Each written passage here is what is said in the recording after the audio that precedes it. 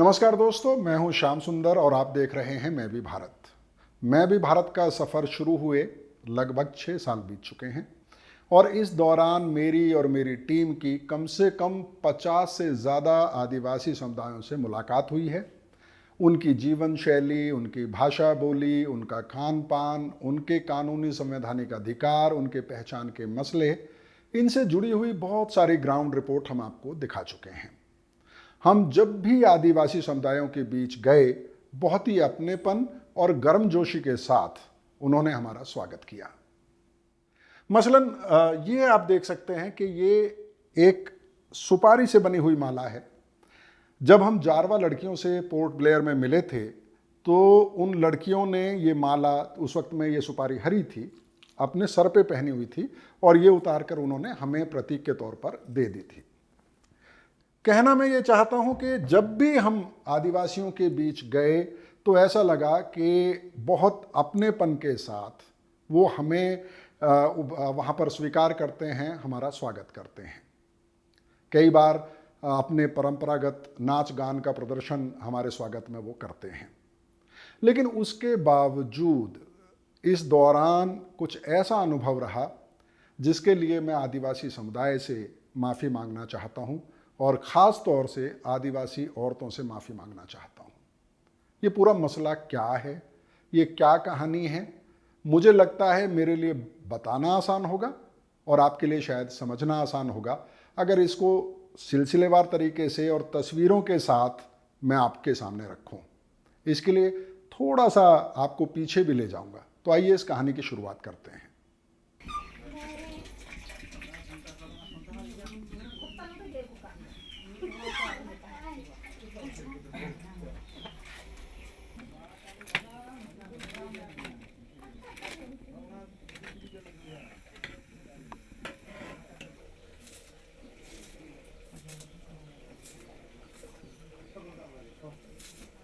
असम के कोकराझार के संथाल, मुंडा और खड़िया जैसे आदिवासी समुदाय यहाँ 100 बरस से भी अधिक समय से बसे हैं।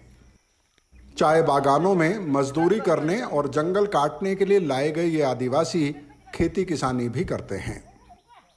असम में रहने वाले इन आदिवासियों ने अब असमिया या बोडो भाषा बोलना और समझना भी सीख लिया है। लेकिन उनके खान पान, सामाजिक धार्मिक आस्थाएं अभी भी मजबूत हैं। इन गांवों में आपको लगेगा कि आप झारखंड के ही आदिवासियों के बीच हैं। लेकिन इन आदिवासियों को अभी भी असम में अनुसूचित जनजाति का दर्जा नहीं दिया गया है। असम की राजनीति में इन आदिवासियों की काफी पूछ भी होती है। शायद इसीलिए राजनीतिक दलों की तरफ से इन आदिवासियों को अनुसूचित जनजाति का दर्जा देने का वादा किया जाता रहा है। लेकिन यह एक उलझा हुआ और पेचीदा मामला है, इसलिए टलता भी रहता है।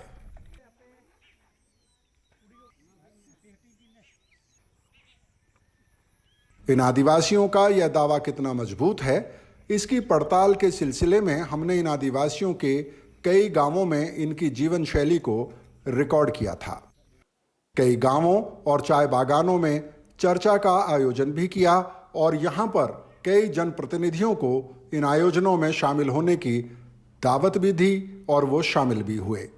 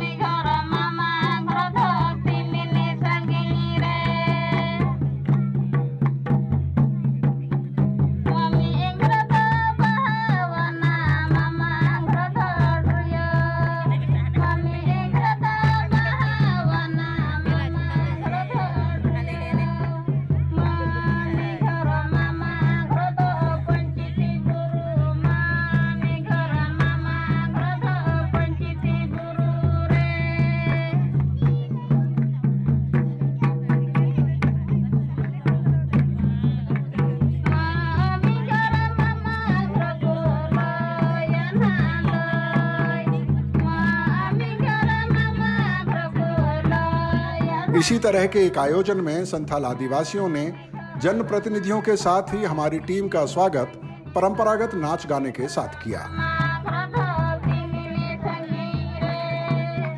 लेकिन इस कार्यक्रम की शुरुआत में सबसे पहले संथाल महिलाओं ने सभी मेहमानों के पैर धोए। जब ये महिलाएं पैर धोने के लिए आगे बढ़ी तो मैं काफी असहज महसूस कर रहा था। मैंने वहां गांव के लोगों से कहा भी, क्या यह जरूरी है? तो उनका जवाब हाँ में था।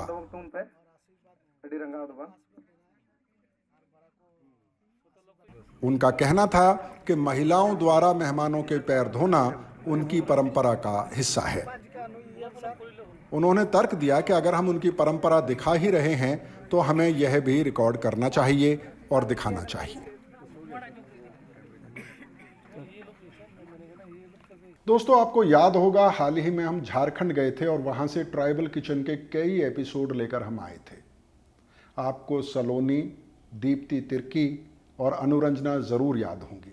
इन तीनों ने कितनी बेबाकी से, बेझिझक हमसे बात की थी। आमतौर पर आदिवासी समुदायों में महिलाएं बात करते हुए झिझकती हैं। आप में से जिन्होंने भी ये एपिसोड देखे, उनमें से बहुत सारे लोगों ने ये कमेंट किया कि ये कितनी एम्पावर्ड महिलाएं हैं, कितनी सजग महिलाएं हैं। लेकिन वहाँ भी हालात कुछ ऐसे बने कि उसके लिए भी मुझे अनुरंजना से खास तौर पर माफ़ी मांगनी है। हजाम गांव में अनुरंजना के घर पर महिलाओं ने गीत गाकर हमारा स्वागत किया। उसके बाद मुझे बैठाकर मेरे हाथ धोए गए। तौलिए से इन महिलाओं ने मेरे हाथ पोंछे।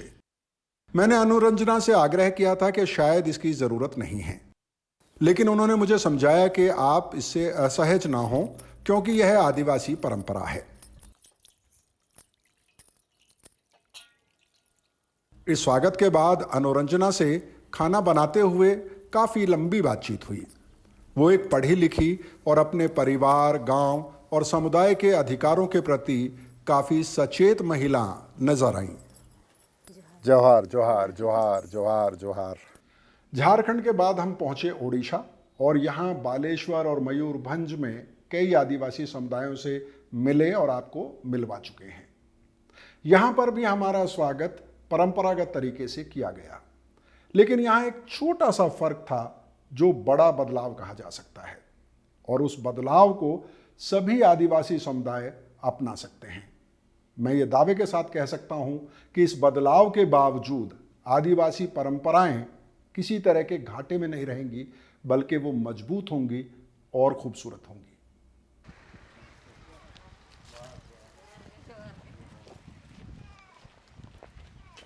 ओडिशा के बालेश्वर जिले में नीलगिरी ब्लॉक के गोविंदपुरा गांव में भी हमारा स्वागत परंपरागत तरीके से ही किया गया।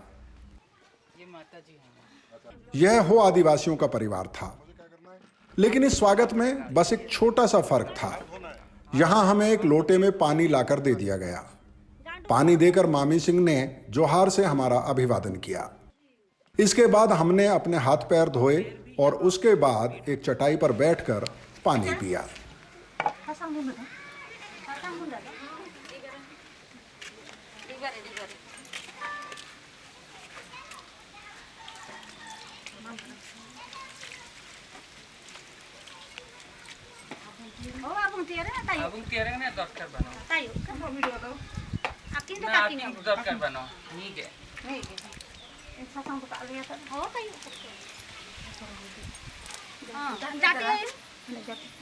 लीजिए। जोहार जोहार जोहार। लेकिन इस छोटे से फर्क को मैं एक बड़े बदलाव के तौर पर देख रहा था। इस परिवार ने अपनी महिलाओं को परंपरा के नाम पर मेहमान के पैर धोने के लिए मजबूर नहीं किया था।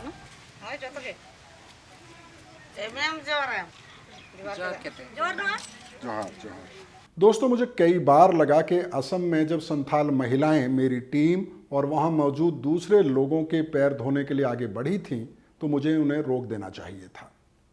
मुझे अनुरंजना को भी ये कहना चाहिए था कि मेरे हाथ धोने और मेरे हाथों को तौलिए से पोंछने की उनको ज़रूरत नहीं है, लेकिन मैं ऐसा नहीं कर पाया। इसके लिए मैं सभी आदिवासी महिलाओं से माफ़ी मांगना चाहता हूँ। लेकिन मैं ये भी सोचता हूँ कि क्या मेरे मना कर देने से, मेरे अड़ जाने से हालात बदल जाते? शायद नहीं, क्योंकि किसी भी समुदाय का उद्धार उस समुदाय को खुद ही करना होता है। उसकी जागरूकता से, उसकी चेतना से, उसके सजग रहने से उसका उद्धार होता है। मैं आदिवासी समुदाय से बड़े प्रेम के साथ एक ही सवाल पूछना चाहता हूँ कि अगर ये परंपरा भी थी तो क्या अब समय नहीं आ गया है कि इस परंपरा को ख़त्म हो जाना चाहिए, कम से कम बदल जाना चाहिए? क्योंकि मेरी नज़र में कम से कम यह परंपरा नहीं बल्कि हमारी आदिवासी महिलाओं का अपमान है, ह्यूमिलेशन है। बहुत बहुत शुक्रिया।